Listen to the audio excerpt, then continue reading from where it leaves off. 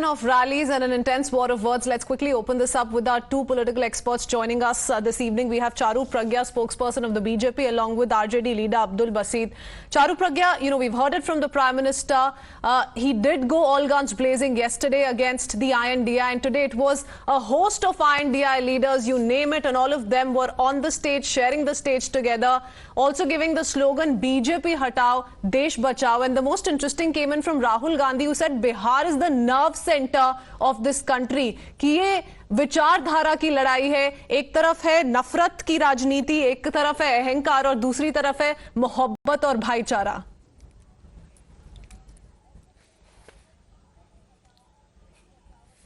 Christine, good evening, and thank you for playing out those speeches. My Sunday has become greatly entertaining listening to Rahul Gandhi, who's confused between MRP and MSP, who doesn't understand minimum is the exact opposite of maximum, and he's giving new gyan every time he's speaking to people. And on the other side, we have a Tejasvi who's become a singer, who's become a comedian, and he's doing his very best to make sure the people come and listen to him. But at the end of the day, Rahul Gandhi put it in the best words.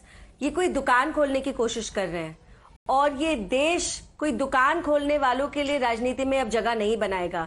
Do you want to do this kind of a business that your families and your parties have been transacting it for the last so many decades? Well, the people of India have already said no to that, and they have repeatedly said no to that. And Modi ji ने parliament में ये बात कही थी, आपने दुकान तो खोल ली, लेकिन जिस प्रोडक्ट को आप रीपैकेज करके बार बार लॉन्च करते हो, it keeps failing. And that's the reality of the indie bloc.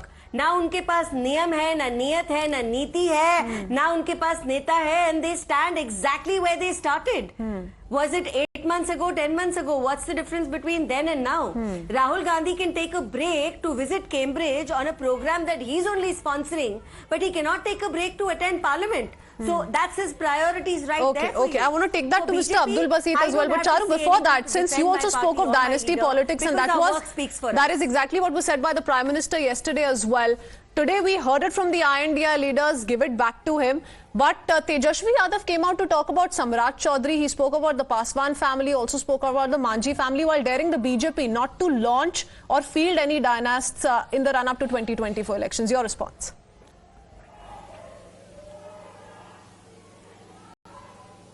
And did they not hear in detail exactly what Modi ji said? He's not stopping youngsters from coming into politics. He's not even saying that there can be only one person per family in politics. All he's saying is that the seat of party president cannot pass down generation after generation and remain in one party, in one family, to serve the interests of one single family. If you want to be a part of nation building, you're most welcome. You can be in whatever party you like and you can serve. But if the entire party revolves around making sure कि आपका साम्राज्य बचा रहे and देश का जो होता है वो होता रहे, that's dynastic politics, and we have to put a full stop to it. Okay, don't mix the two. Mr. Abdul Basit, the Prime Minister is talking about not prioritizing dynasty politics over development. He says the BJP's focus is only on development and vikas, but the opposition in totality is obsessing over family politics, and that must be rejected at any cost. He says the people of the country are going to show that in 2024. वैसे तो बिहार की जनता ने पूरी तरह के BJP को नकार दिया है देश से. बिहार की जनता ने बता दिया है कि दो तारीख की जो रैली है उसके ऊपर 100 गुना बढ़िया रैली आज 3 तारीख की हुई है. मुझे बीजेपी के बारे में मुझे आश्चर्य है कि प्रज्ञा जो है आज टीवी पे इतनी. देखिए, कॉम्युनल किस्म के लोग तो बिहार में बिलों में छुप गए हैं जाकर. आप देख लेना, 2 महीने तक कोई कॉम्युनल भी बिहार की जनता पर कोई भाषण नहीं दे सकता. आप देश में मोहब्बत की दुकान वाकई में खुल चुकी है. बिहार से बहुत बड़ा जनादेश है.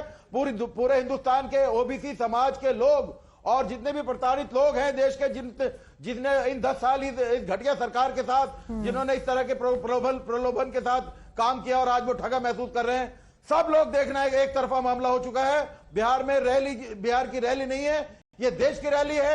ये देश के इंडिया गठबंधन चलिए, के लिए आप मोहब्बत की दुकान और मोहब्बत के दरवाजों की बात कर रहे हैं अब्दुल बसीत जी, तो बता देते हैं कि कौन सी मोहब्बत की बात करी जा रही है यहाँ पे। सर ये रिएक्शन सुन लीजिए। आरजेडी सुप्रीमो, आपके जो नेता है Lalu Prasad Yadav, he launched a personal attack on Prime Minister Modi from the Jan Vishwas Maharali stage while trying to counter the Prime Minister's Parivarwad attack. Lalu Prasad Yadav said the Prime Minister doesn't have a family of his own. He's not a real Hindu because he didn't shave his head after his mother's demise. Listen in.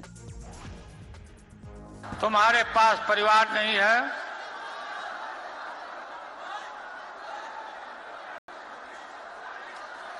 और तुम्हारी माताजी जब,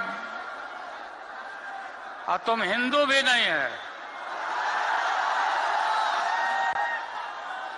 तुम्हारी माताजी का जब अवसान हो गया तो हर हिंदू अपने मां के शोक में केस दाढ़ी बनवाता, दाढ़ी छिलवाता। क्यों नहीं छिलवाया बताओ,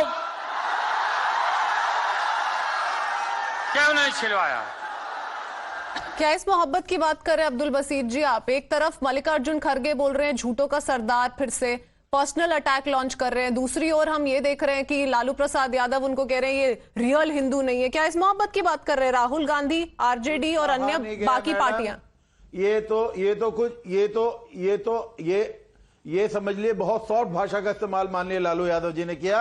इससे ज्यादा भी अगर कोई गलत बात कही जाए तो मोदी सरकार के लिए बिल्कुल ठीक है, क्योंकि देश के साथ जो इन्होंने गद्दारी करी है, देश के हिंदुओं को ठगा है, देश के मुसलमानों को ठगा है, देश की सारी जनता को ठग के अपने माल इन्होंने पूरा गुजरात भर दिया ले जाके।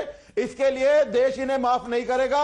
2024 में एक तरफा मामला। Request the opposition spokesperson to just come out of rhetorics and actually put some facts here. Charu 30 seconds, we need to head into a quick break. Please, 30 seconds, quick response. या ये रिटॉरिक्स में बात करेंगे और फिर मॉरल विक्ट्री सेलिब्रेट करेंगे। अब्दुल बसीत जी आपने बोल दिया मुझे ब्रेक लेना है सर, उनको फटाफट जवाब दे दीजिए। चारू मुझे चारू प्रज्ञा के बोलते हैं। देखिए, an opposition party that resorts to personal attacks on our honorable prime minister, I have no words for them because they are showing themselves for what they actually are.